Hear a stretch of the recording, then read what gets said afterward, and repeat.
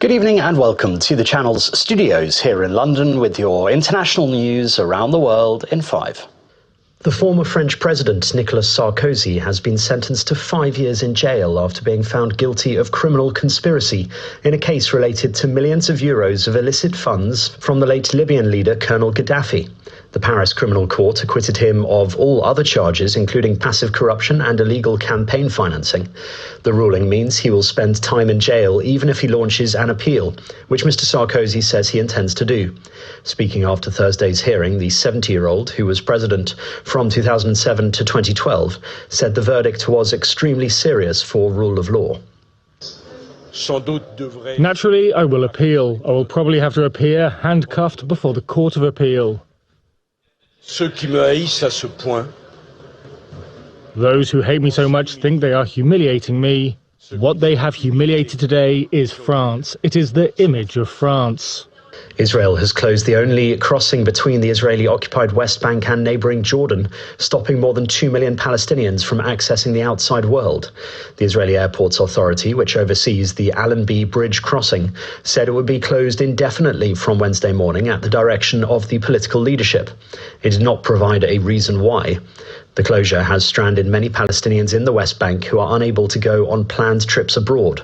Those who are abroad have been unable to travel home. It comes days after 2 Israeli military personnel were shot dead near the crossing by a Jordanian gunman who was killed at the scene.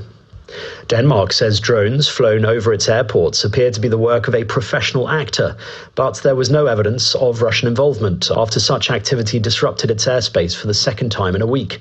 Here, an object seen flying away from Aalborg Airport. 3 smaller airports also reported drone activity. Defence Minister Truls Lund Poulsen told a news conference that the hybrid attack was part of a systematic operation, but said the devices had been launched locally. More than 1,000 children have fallen ill from free school lunches in Indonesia, that's according to authorities, the latest in a string of mass food poisoning events linked to the president's multi-billion-dollar nutritious meals program. The total number of poisoning victims recorded between Monday and Wednesday had reached 1,074. It follows the poisoning of 800 students last week in West Java and central Sulawesi provinces. The French Navy has seized nearly 10 tons of cocaine worth $610 million. That's according to French authorities.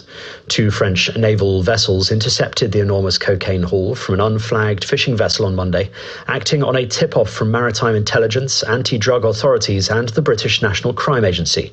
The naval mission has been deployed by France in the Gulf of Guinea since 1990 to ensure security in an area where piracy is fairly common. The French Navy added that 54 tons of drugs had been intercepted in the area since the beginning of the year. Donald Trump has demanded an investigation into what he called a triple sabotage during his visit to the United Nations. In a post on social media, the US president referred to an escalator abruptly stopping as he and First Lady Melania Trump stepped on. A teleprompter also malfunctioned during his speech. The UN previously said a safety mechanism might have been triggered by Mr. Trump's videographer, who had been traveling backwards up the escalator, while the teleprompter belonged to the US delegation. They're safe today! They live today! And Canada's Supreme Court has delayed a planned execution of nearly 400 ostriches at a farm in British Columbia over an avian flu outbreak after the farm owners protested the cull order.